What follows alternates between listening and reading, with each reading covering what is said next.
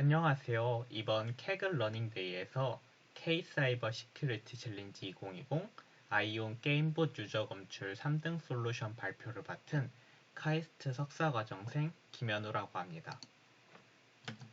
먼저 저에 대해서 간단하게 본인의 소개를 하자면 저는 카이스트 산업 및 시스템 공학과에서 석사과정을 밟고 있고 분석하는 거나 공부하는 거를 블로그에 올리는 것을 좋아해서 티미디어라는 블로그에서 글을 많이 쓰고 있습니다. 소소하게는 추천 시스템 코리아라는 페이스북 그룹의 운영진을 맡고 있기도 합니다. 저 같은 경우는 정형대회 같은 정형대회나 이미지 분석 대회를 나가는 걸 좋아해서 3년 전부터 캐글에서 많이 활동을 했었고 요새는 캐글뿐만 아니라 국내 대회에서도 많이 활동하고 좋은 성적을 거두고 있습니다. 오늘은 그 중에서도 최근에 참가했던 게임봇 디텍션 아이온이라는 대회를 소개해 드리려고 하는데요. 되게 분석 데이터 탐색 과정이라든지 리서치 과정 그리고 모델 생성까지 되게 조금 흐름이 되게 재밌었기에 그 과정에 대해서 여러분들께 이번에 소개해 드리려고 합니다. 일단 발표 순서는 데이터를 어떻게 아날리스 했는지 탐색적 데이터 분석부터 그리고 기존에 있는 논문을 통해서 어떤 리서치 과정을 거쳤는지 두 번째로는 모델링은 어떻게 진행했는지 파생 변수의 생성부터 생성한 파생 변수를 어떻게 잘 학습하게 도와줄 수 있는 정교화 과정 그리고 어떤 학습 전략 및 검증 방법을 생성했는지 마지막으로 어떻게 모델링을 했는지 그리고 이렇게 모델링한 과정을 통해서 변수 중요도에 대한 해석과 성능에 대한 분석 그리고 이렇게 분석한 방법론에 대해서 어떤 장점과 단점을 가지고 있고 어떤 한계점을 가지고 있는지에 대해서 결과를 분석을 진행했습니다.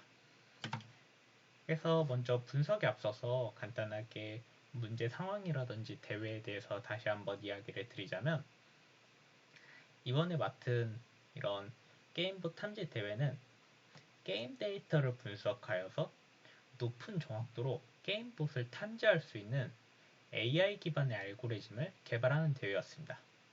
근데 이게 왜 중요하냐? MMORPG 같은 경우는 온라인상에서 많은 사람들이 플레이를 하게 되는데 만일 게임봇 같은 게 있으면 게임봇은 이렇게 왼쪽에 하단의 사진처럼 엄청나게 많은 컴퓨터를 두고 서버 형식으로 작업장을 운영하게 되는데 이렇게 작업장을 운영하게 되면은 오토로 플레이하는 그런 봇들이 대량의 재화나 아이템을 수집하고 사냥터에 있는 몬스터를 싹 쓸어가면서 실제 일반 유저들의 게임 플레이에 방해를 하게 됩니다. 근데 이렇게 방해를 하게 되면 사람들은 게임에 쉽게 질리게 되고 떠나게 되는데 최근에 배틀그라운드라든지 그리고 오버워치 같은 게임은 되게 핵 때문에 많은 사람들의 유저가 이탈되고 있기도 합니다. 그래서 이러한 봇을 조기 탐지하는 게 중요하고 아이온 측에서는 아이온 게임 유저의 액션 로그와 그리고 정상화 게임봇 여부를 제공해가지고 예선 데이터에서는 약 10일간의 게임 로그를 본선 데이터에서는 7일간의 게임 로그를 줘서 어떤 플레이를 하는 유저가 게임봇인지 아니면 일반 유저인지를 분석하는 대회였습니다. 근데 참고할 만한 사항은 이게 데이터의 요일이 굉장히 짧았음에도 불구하고 이게 로그 데이터 기반이기 때문에 예선 데이터만 거의 70기가 가까이나 되는 좀 많은 자원을 필요한 대회였습니다. 그래서 분석 과정에서부터 천천히 설명을 드리겠습니다. 분석 과정은 첫 번째로는 탐색적 데이터 분석과 두 번째로는 기존 문헌에 대한 분석 리서치 과정이고요. 탐색적 데이터 분석에서는 일반 유저와 게임봇의 시간을 그러니까 활동 시간이 어떻게 되는지를 비교하고 그리고 플레이 스타일이 어떻게 다른지를 비교할 것입니다. 두 번째로는 기존 문헌에 대한 분석인데 저 같은 경우는 한 10개 정도의 논문을 읽었고 그 중에서 주요하게 도움을 많이 받았던 3가지 논문에 대해서 소개해 드리려고 합니다. 첫 번째로는 탐색적 데이터 분석에서 일반 유저와 게임봇의 활동 시간이 어떻게 다른지를 비교한 자료입니다. 왼쪽 같은 경우는 게임봇이고 오른쪽 같은 경우는 일반 유저에 대해서 하루 동안의 플레이 시간을 비교한 것인데요. 상식적으로 생각할 수 있듯이 게임봇 같은 경우는 컴퓨터가 자동으로 플레이하는 거기 때문에 쉬는 시간이 필요가 없고 24시간 동안 계속해서 플레이를 할 수가 있습니다.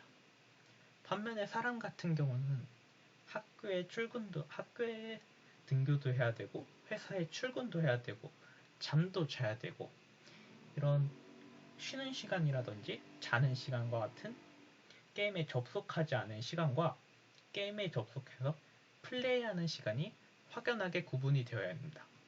그래서 왼쪽 같이 이렇게 상자친 부분을 보면 게임봇 같은 경우는 로그 카운트가 500 근처에 꾸준하게 있는 것을 볼 수 있고 사람 같은 경우는 이렇게 쉬는 시간과 그리고 플레이 시간이 뚜렷하게 구분되는 것을 볼 수 있습니다. 추가적으로 게임봇 같은 경우는 이렇게 로그 카운트의 수가 매 시간마다 일정한 사람들도 있는 것을 볼 수 있는데 이러한 이유는 자동적인 어떤 명령을 계속해서 반복적으로 수행하는 거기 때문에 어떤 시간마다 비슷한 행위만 계속 반복하게 되는 거고 그렇기 때문에 찍히는 로고도 비슷할 수밖에 없습니다. 나중에 이런 특징을 활용해서 어떤 식으로 피처를 만들었는지에 대한 이야기도 하도록 하겠습니다. 그리고 두 번째로는 일반 유저와 게임봇의 플레이 스타일이 어떻게 다른지 그에 대한 비교를 진행하도록 하겠습니다. 보시다시피 뚜렷하게 다른 점은 이쪽에 게임봇인 이쪽이 조금 더 튀어나왔고 일반 유저 같은 경우는 여기 두 개의 로그가 더 높이 솟아있는 것을 볼 수 있는데요. 이런 400번대와 700번대의 로그는 어떤 특정 스킬 관련 로그와 700번대는 공성전 관련 플레이 활동에 대한 로그였습니다. 게임봇 같은 경우는 자동으로 플레이를 하기 때문에 어떤 고사냥터에 던전같이 뭐 몹의 레벨이 높은 곳이라든지 공선전같이 사람들 간에 싸우는 그런 곳에 굳이 갈 필요가 없습니다. 좀 더 안전한 곳에서 안전하게 자동 플레이해도 죽지 않을 수 있는 곳에 사냥하는 게 중요하고 그렇기 때문에 이런 쪽에 로그가 많이 떨어지는 것을 볼 수 있고 그리고 게임봇 같은 경우는 자동으로 사냥과 자동으로 채집 같은 거를 할 수가 있기 때문에 사람들이 싫어하는 채집 관련 로그라든지 그리고 뭐 사람들이 좋아는 하지만 게임처럼 사냥처럼 단순 반복 행위를 반복하게 되는 로그들이 훨씬 더 많이 쏠려 있는 것을 볼 수 있습니다. 그리고 이런 정보를 통해서 어떤 아이디어를 뽑고 이번에는 리서치 과정을 통해서 어떤 아이디어를 뽑았는지 어떤 정보들을 찾아냈는지에 대해서 이야기를 해보겠습니다. 첫 번째로 본 논문은 멀티모달 게임 봇 디텍션 유징 유저 비헤이비얼 캐릭터스라는 논문인데 이 논문에서는 게임봇과 사람의 행위에 대해서 어떤 식으로 피처를 뽑아야 될 때 총 플레이 행동을 4가지 유형으로 나누고 이 유형에서 피처를 뽑을 수 있다고 주장한 논문이었습니다.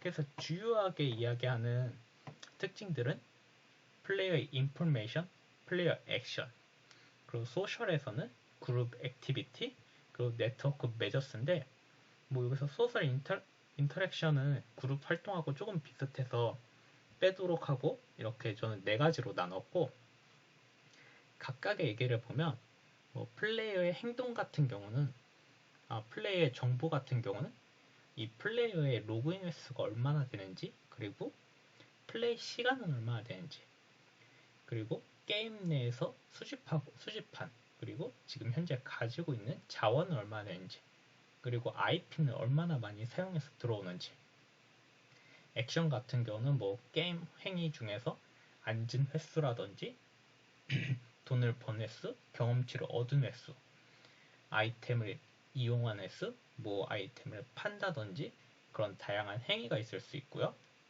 그룹 활동 같은 경우는 길드 활동이라든지 파티 활동, 네트워크나 소셜 같은 경우는 뭐 친구들과 메일을 주고받는다든지 연락을 주고받는다든지 채팅을 친다든지 아니면 장사를 한다든지 그런 다른 사람들과의 관련된 정보를 의미합니다.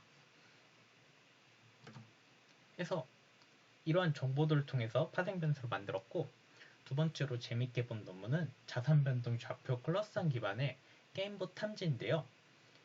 이 논문에서 주장한 것은 봇과 노말 유저 간에는 이동하는 그런 간격이 많이 다르다는 것입니다. 예를 들어서 여기서 한번 봇과 노말의 플레이어들의 그런 이동 반경을 한번 살펴보도록 하겠습니다. 보시다시피 봇 같은 경우는 특정 구간 내에서만 이렇게 반복해서 이동하는 현상을 보여주고요. 일반 유저 같은 경우는 맵 전체에 걸쳐서 많이 이동하는 이런 특징이 있습니다. 실제로 데이터에 대해서도 저희가 게임봇과 일반 유저의 이동 그런 모습을 찍어봤는데요. 노란색으로 칠해진 게임봇 같은 경우는 특정 위치에서만 반복해서 이동하는 행위를 보여주고요.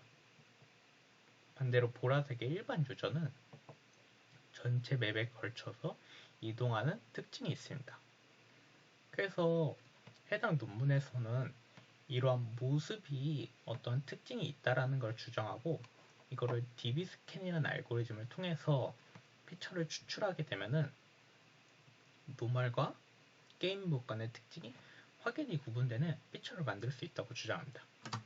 실제로 논문에서는 이렇게 DB 스캔을 이용해서 DB 스캔 클러스터의 중심에 있는 코어와 그리고 주변 멤버 그리고 이 노이즈가 얼마나 되는 비율을 가지고 있는지 코어 변수, 멤버 변수, 노이즈 변수 이렇게 세 가지를 활용하는데요.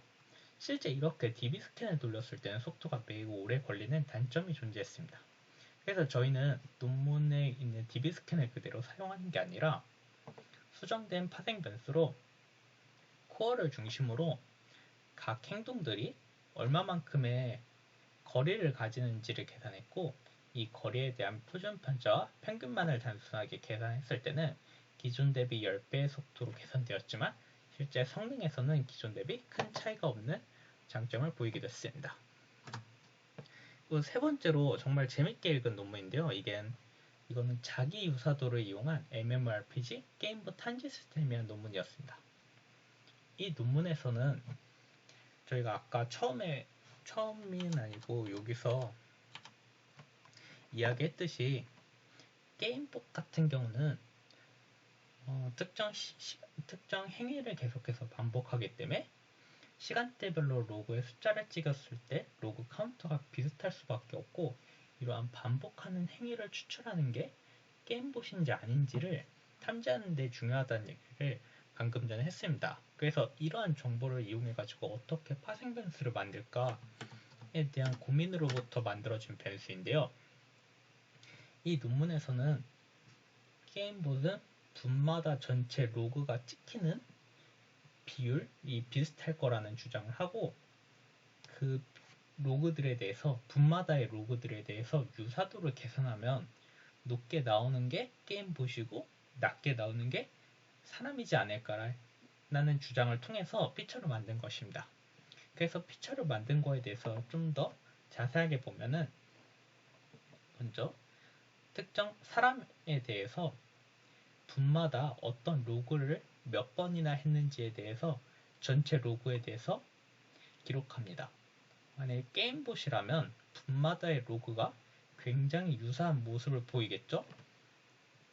그리고 이 로그에 대해서 어떤 식으로 유사도를 계산했냐면, 모든 로그에 대해서 이런 단위 벡터를 그냥 준비해가지고 전부 다 값이 1인 단위 벡터를 준비해가지고 단위 벡터와 이 로그 간의 유사도를 계산하고, 이 단위 벡터와 요 두 번째 로그 간의 유사도를 계산하고 단위 벡터와 이 마지막 n번째 로그와 유사도를 계산하게 되는데요. 이를 자기 유사도라고 칭합니다. 근데 이제 생각해보면 게임복 같은 경우는 이렇게 자기 유사도가 굉장히 분마다 비슷할 거고, 일반 유저는 분마다의 자기 유사도가 이런 식으로 굉장히 시간마다 분마다 다를 것입니다. 게임봇은 비슷하고 일반 유저는 다르겠죠? 그래서 이렇게 다른 모습을 이용해 가지고 분마다의 이런 자기 유사도의 표준 편차를 계산하면은 게임봇은 표준 편차가 되게 낮고 일반 유저는 표준 편차가 높을 테니까 이를 파생 변수로 활용하면 굉장히 좋은 모습을 보이겠다 해서 추정했고, 실제로도 결과적으로 굉장히 좋은 변수였습니다. 이렇게 EDA와 리서치를 통해서 아이디어를 많이 창출했고, 이를 통해서 어떻게 파생 변수를 생성했는지, 그리고 정규화를 통해서 어떤 식으로 코베레트 시프트를 방지했는지, 그리고 학습 전략과 검증 방법은 어떻게 했는지, 그리고 어떤 식으로 모델링 했는지에 대해서 설명하도록 하겠습니다. 먼저 모델링 과정입니다. 모델링 과정에서도 그런 파생 변수 생성 과정입니다. 저희는 이 부분은 멀티모달 게임봇 디텍션에 있는 방법론을 거의 다 그대로 차용했고요. 그리고 추가적으로 2019년도에 게임봇 탐지대회 1등, 2등, 3등의 1등, 2등 솔루션에 그런 코드와 그런 발표 자료를 참고해서 파생 변수를 만들었습니다. 그리고 리서치 쪽에서는 아까 이야기했던 자기 유사도 기반의 파생 변수라든지 유니크한 분단위의 로그수, 그리고 자산 변동 기반의 거래의 표준 편차와 평균 등을 추가적으로 사용했습니다. 근데 이렇게 해서 만든 변수들 같은 경우는 조금의 문제가 있는데요. 예를 들어서 대부분의 파생 변수는 이전에 봤듯이 어떤 횟수나 어떤 총 획득량, 채집량 등의 카운트나 썸 기반의 파생 변수들을 많이 만듭니다. 하지만 이런 변수들은 데이터의 모수가 다른 경우에 분포의 차이를 보이게 되는데요. 예를 들어서 어떤 일반 유저 같은 경우는 바빠가지고 예전 데이터 10일 동안 하루밖에 접속을 하지 못한 반면에 어떤 유저는 되게 한가해가지고 10일 동안 계속 플레이를 했을 수도 있습니다. 그렇게 되면 10일 플레이한 유저는 카운트와 썸이 많을 테고 1일 플레이한 유저는 카운트와 썸이 작아가지고 같은 일반 유저임에도 둘 간의 분포 차이는 많이 발생하게 되고 그런 모델이 이를 학습하는데 굉장히 노이즈가 껴서 방해가 될 것입니다. 그래서 이를 해결하기 위해서 저희 팀은 레티오 기반의 피처 엔지니어링을 진행했는데요. 여기서 말하는 레티오 같은 경우는 어떤 모집단으로 저희가 만든 카운트나 썸을 나눠주는 행위를 통하는데, 저희는 이를 전체 로그의 수로 나눈 경우, 그리고 전체 플레이 시간으로 나눈 경우, 세 번째 전체 플레이한 날이 얼마나 된지 전체 플레이의 날의 수로 나눈 경우, 이렇게 세 가지를 만들었고, 실제 단순하게 카운트를 쓴 경우와 레티오를 통해서 파생 변수를 만든 경우에 대해서 노말과 폿의 큐뮬리티브 디스트리뷰션을 보면은 실제 레티오 기반이 카운트 기반보다 게임복과 노말의 차이가 좀 더 뚜렷하게 구분 지어지는 것을 볼 수가 있습니다. 그리고 세 번째로는 학습 전략 및 검증 방법 생성인데요. 실제 데이터에서 가장 문제됐던 것 중에 하나가 클래스의 임밸런스가 많이 심하다는 점이었습니다.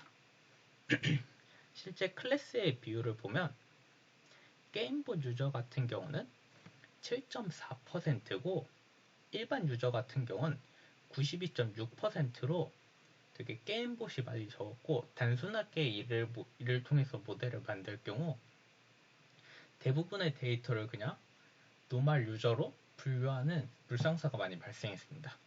저희는 이를 방지하기 위해서 샘플링 과정을 거쳤는데요.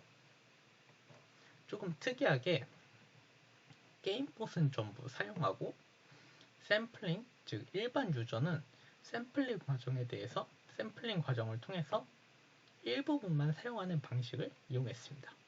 하지만 이렇게 하면은 어떤 일반 유저들은 학습에 참여하지 못하는 단점이 있기 때문에 이런 샘플링 과정을 좀 n번 반복해가지고 여러 집단의 일반 유저 집단을 만들고, 이때 게임봇 유저들은 전체 데이터셋에 전부 다 참여하면서 학습에 진행되도록 세팅했습니다. 추가적으로 이를 통해서 모델링 과정을 거쳤는데요. 저희는 재밌게도 11의 데이터를 총 7일씩 나눠서 4가지로 쪼갠 다음에 학습을 진행했습니다. 이렇게 학습을 진행한 이유는 크게 2가지 이유가 있는데, 첫 번째로는 앙생블의 효과를 기대했고, 두 번째로는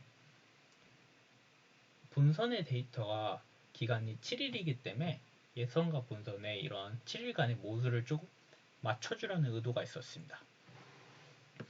그래가지고 이렇게 7일로 나누고, 아까 말했듯이 그런 일반 유저 샘플링 과정을 통해서 각 7일 요일마다 앙생블 과정을 거치고, 학습에는 스트레이트파이드 K폴드를 통해서 클래스 간의 불균형을 맞추려는 노력을 한 번 더 진행했습니다.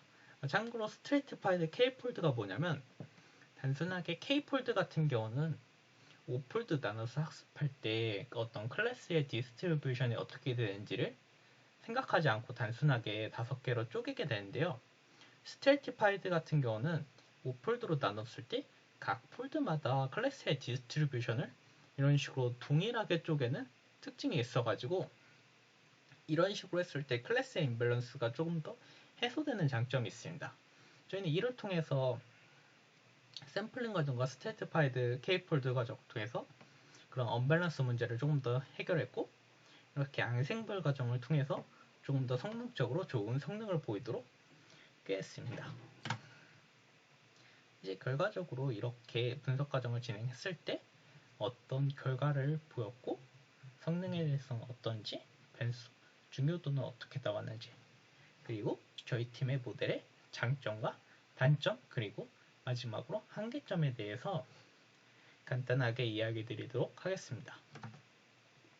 먼저 저희 팀은 라이트 주변으로 어떤 식으로 변수 중요도가 나왔는지 5폴드에 대해서 머리즈를 통해서 계산했는데요.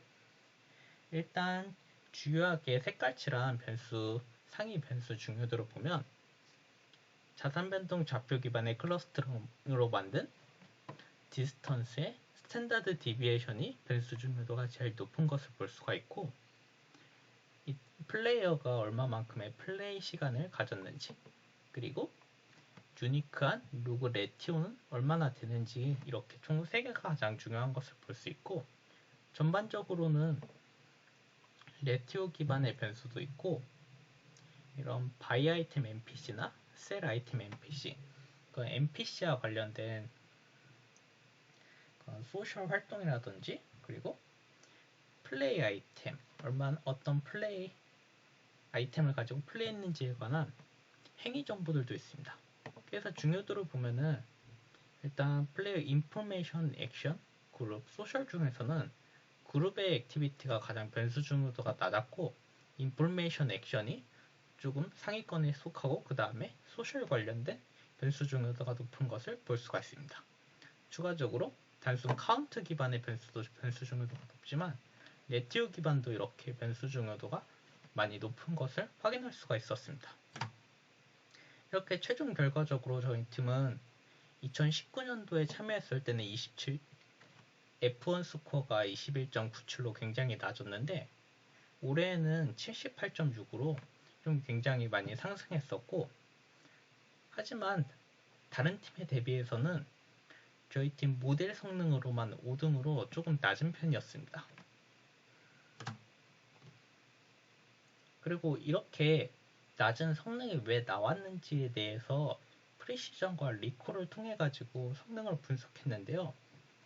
저희 팀 같은 경우는 게임봇으로 분류한 게 70.79였고, 게임봇을 일반으로 분류한 게 29.21%, 일반 유저를 게임봇으로 분류한 게 0.46%로 굉장히 낮았고 일반 유저로 분류한 게 99.94%로 높았습니다.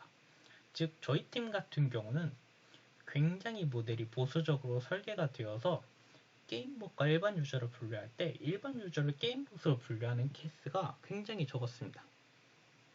근데 이게 되게 게임 회사에서는 이러한 특징이 중요한 게 단순히 게임봇을 게임봇으로 잡는 것도 중요하지만 일반 유저를 게임봇으로 분류해서 이 유저가 정지나 어떤 부당한 그런 제재 같은 경우를 당했을 때 일반 유저는 게임에 대한 정 같은 게 떨어질 수가 있고 실제 게임봇을 잡는 것보다 이렇게 일반 유저를 게임봇으로 분류하지 않는 게 저희는 좀 더 이렇게 중요하다고 생각했고 보다 이렇게 성능을 높이는 것보다 이렇게 더 보수적으로 모델을 어떻게 만들 수 있을지에 대해서 좀 더 고민을 해서 이렇게 진행했고 이게 좀 장점이 된다 생각했습니다. 그래서 저희 팀 같은 경우는 이렇게 모델의 장점으로 게임봇을 그런 사람으로 분류할 때 사람을 게임봇으로 분류하는 비율이 적기 때문에 운영상에서 되게 유리할 거라고 생각했고 아까 말했던 이렇게 7일 단위로 이렇게 나누기 때문에 모델을 생성해서 시간이 흘러짐에 따라서도 게임봇의 특징이 달라져도 이런 모델이 시간의 흐름을 잘 탐지할 수 있을 거라고 생각했습니다. 단점으로는 저희 팀 같은 경우는 아까 봤듯이 모델의 성능이 다른 팀 대비해서 조금 낮은 단점이 있고 기존에 제안한 방법들이 되게 노벨티가 있다기보다는 기존에 있던 논문이라든지 작년 솔루션들에 좀 더 추가해서 어떤 개선이었지 뭐 특이한 노벨티 같은 건 존재하지 않고요. 그리고 다른 팀 대비 여러 가지 모델을 사용하기 때문에 그게 자원 측면에서 많이 필요하다는 그런 단점 같은 게 있는 것 같습니다. 실제로 조금 시도했다가 잘 안 된 방법들이라든지 한계점들에 대해서 설명하자면 되게 이런 게임이라든지 어떤 사회 관련된 데이터 같은 경우 그런 소셜 네트워크망 같은 게 존재하는데 아까 봤던 어떤 플레이어가 어떤 사람하고 거래 같은 거를 할 때 이런 식으로 오른쪽 그림과 그 네모 박스처럼 어떤 사회망 같은 게 이렇게 형성이 됩니다. 그래서 이렇게 네모 박스 같은 경우는 어떤 플레이어가 어떤 플레이어들한테 돈을 송금한 내역인데요. 아무런 대가도 받은 게 없이 다른 사람들한테 계속 돈을 주는 행위가 굉장히 게임 세계에서는 이상하고 실제 세계에서도 이상하겠죠? 이런 유저 같은 경우는 보실 가능성이 높고 이렇게 받는 유저들도 보실 가능성이 높아가지고 이런 식의 네트워크 피처를 추출하는 것도 되게 논문으로 하나가 있는데요. 저희 같은 경우는 이를 잡기 위해서 뭐 노드 엣지, 뭐 디그리, 아이젠밸류 등등의 다양한 피처를 사용해봤지만 실제로는 성능이 떨어져서 사용하지 않았습니다. 그리고 두 번째로는 좀 IP 기반의 탐지 방법인데요. 이거는 최근에 많이 쓴다기보다는 되게 과거 이런 AI를 사용하기 전에 많이 사용했던 방법인데 조금 이전에 게임봇이 들어왔던 IP 같은 걸 알면은 동일 IP로 접속한 사람이 있을 때 얘는 자연스럽게 같은 IP니까 얘도 게임봇이겠거니 하고 판단하는 기법을 이용해가지고 게임봇 유저들의 IP 목록을 다 저장해 놨다가 어떤 게임봇 여부를 모르는 유저가 들어왔을 때 뭐 IP가 하나일 수도 있지만 여러 개일 수도 있잖아요. 그래서 이 IP가 얼마나 겹치는지에 대한 비율을 계산해서 이걸 파생 변수를 활용했는데 실제로는 모델 성능에 그렇게 큰 도움은 되지 않았습니다. 그리고 위의 방법 말고 좀 더 여러 가지 모델이나 방법론도 사용해봤는데 뭐 부스팅 같은 경우는 XG 부스트, 캡 부스트, 패깅은 랜덤, 포레스트, 뭐 로지스틱 리그레션, 딥러닝에서는 LSTM, DNN, 뭐 커널 모델론, SVM 써봤지만 성능은 그렇게 좋아지지 않았고요. 방법론 같은 경우 뭐 수도 라벨링, 뭐 시드 항생물 스태킹, 그리고 아까 위크로 나눴으니까 얘 평균이 아니라 뭐 맥스라든지 이런 값도 취해봤는데 그렇게 좋아지지는 않았습니다. 참고 문은 이렇고요. 뭐 되게 결과론만 그런 성능면만 봤을 때는 5등이었지만 조금 데이터 탐색이라든지 그런 저희는 모델 해석이라든지 보수적으로 어떤 식으로 해야 보수적으로 어떤 식으로 모델을 만들어야 게임봇에 그런 탐지할 때 뭐 게임 해석 운영할 때 더 좋을 수 있을지에 대한 그런 쪽으로 고민을 많이 했었고, 성능과 그런 발표 점수가 합쳐졌을 때는 5등에서 3등이라는 점수로 올라서 되게 기분이 좋은 대회 중 하나였습니다. 저희 발표는 이상이고요. 질문 있으시면 이제 질문 부탁드립니다. 감사합니다.